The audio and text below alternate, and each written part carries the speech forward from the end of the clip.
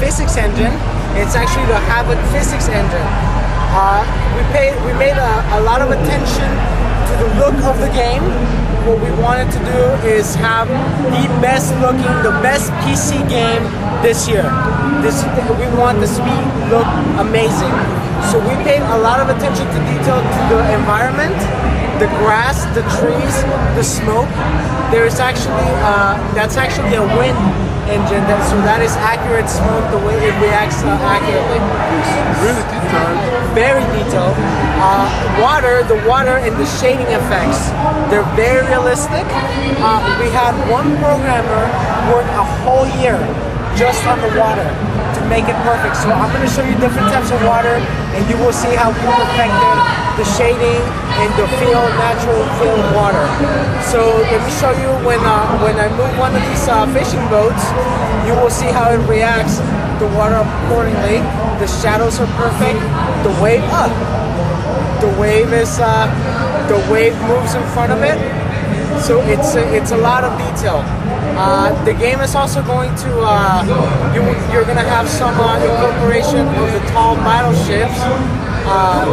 These will be we can't use them right now, but in the final game they're going to be a nice part of the combat.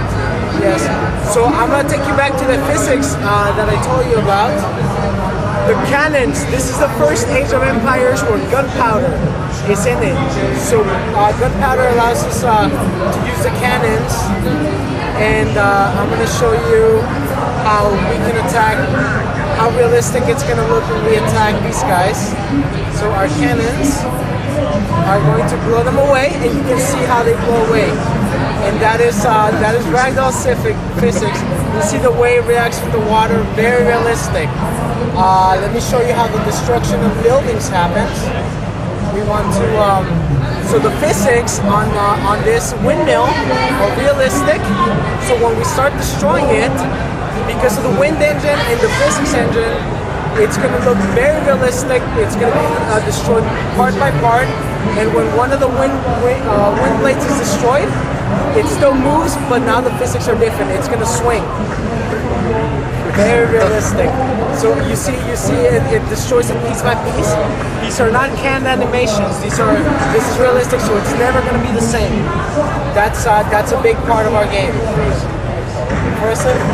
So let me show you another scenario we have where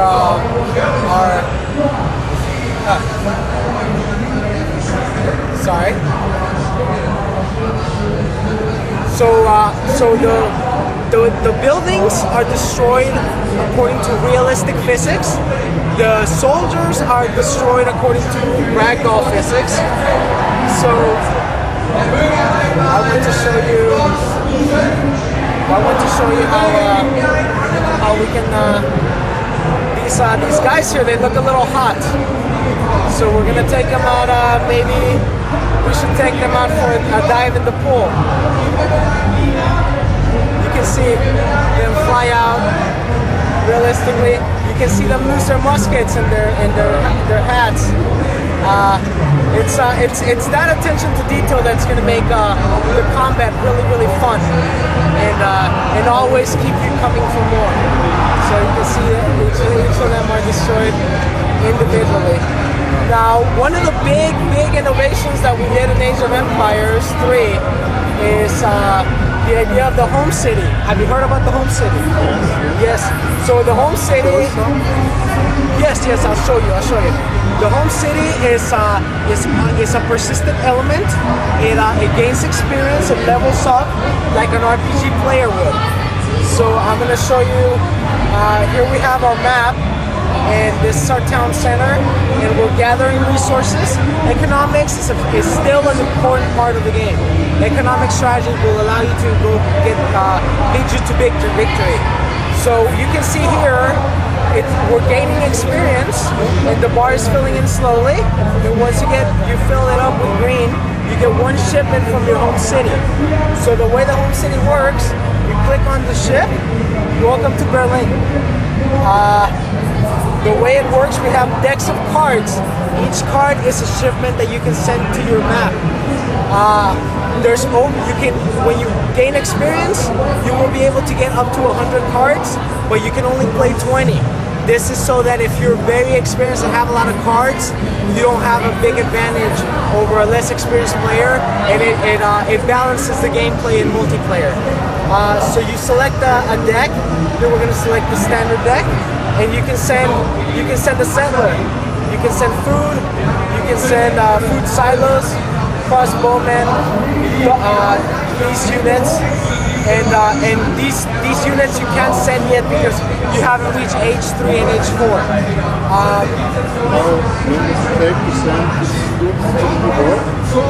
That's a good question. So let's prepare some uhlans. So it's queued, and once the yellow is gone, it will appear in the new world. This goes as fast as you get experience. So right now, you see you're gaining experience, and you need this money to be level 1. Right now you're level 0. So if you're in combat, you'll be gaining experience faster. So this will move faster, and this will move faster. So you'll be able to have more shipments to your colonies. The buildings inside the home city, customizable. This is where you get the technology and the units. So you have the crew factory, you have military academy, and you can see these other shipments are going to the new world. Very interactive. Here we have the cathedral, and the military academy, the factory, the boat. So all this is where you gain technology, where you can get units, right? So let's go back to our map.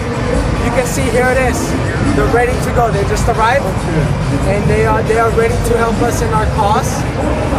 One thing about this map, this is the Yukon in Canada, and you will look. You can see it's a lot of detail, very accurate, a lot of attention to detail. Look at the water.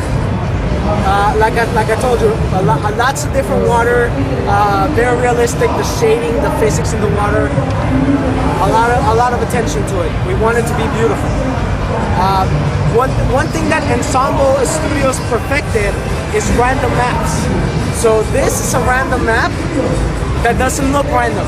It looks like a real map that somebody built in a scenario editor, but the maps are random, and this increases the replay value tremendously. So this is a safe scenario, so this is not random anymore. But in the game, the random maps are accurate. They do not look unrealistic. They always look like a real world scenario, real world map. So this is the home city, and I was telling you about the economics. Another one of the new things about this era of the game is that we introduced Native Americans. Native Americans you cannot play as a civilization. They are, but they can be allies. So they serve as allies that will help you achieve victory faster if you have the right type of alliances. So Ensemble, we research with university experts to make sure that everything is accurate. So if you're in North America, you get the Cherokee, the Iroquois. If you're in Mexico, you get the Aztecs, the Mayas. If you're in South America, you get the Incas. So very, very accurate. A lot of research was made, a lot of detail. You cannot attack Indian settlements. You cannot attack Native American settlements.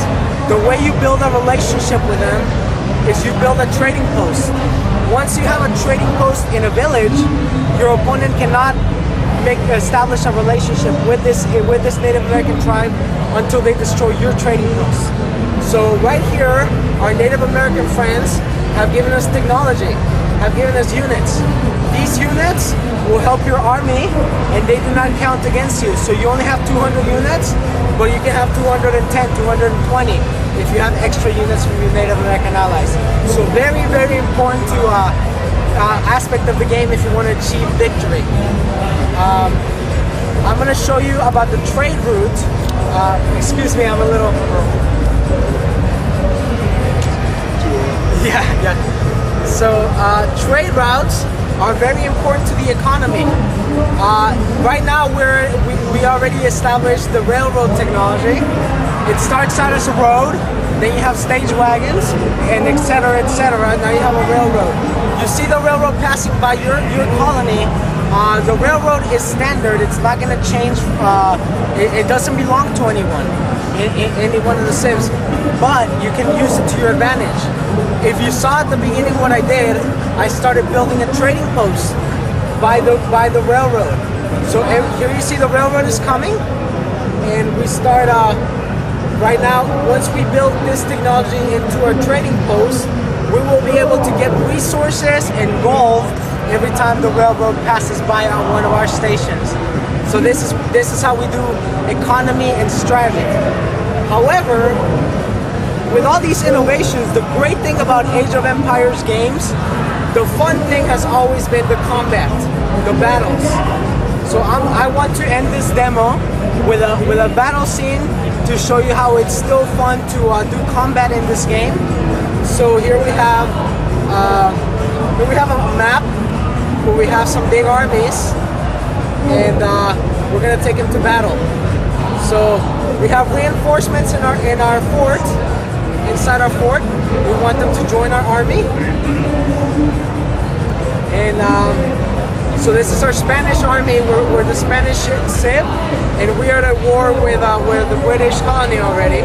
You can see we're gaining experience faster because we're at a war, and we're getting experience faster, experience points faster. So we'll be having shipments sooner. So this is our army. It's a pretty big army. We have cannons, we got infantry, we have cavalry. So let's attack.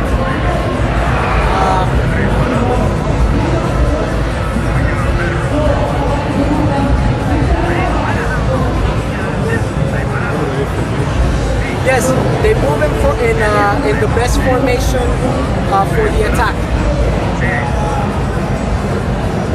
So here we have the British Army, and let's attack. You can see we're gaining experience points for fighting. Our infantry is raiding them. Everybody's gaining experience points.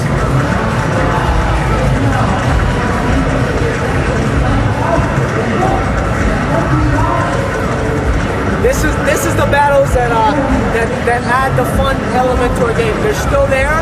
The physics make it more realistic. So it's still a very, very fun game to play.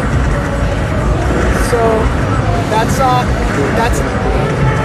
Age of Empires 3. Do you have any questions for me?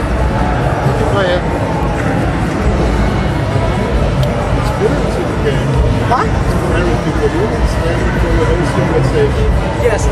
So you can see we quickly got experience points to get 2 shipments. So right now we're losing. So we haven't aged. So we can't send any units. We need to age over here. How many years do you need to get to It varies by map. It depends on the map. Multiplayer, multiplayer update and so on.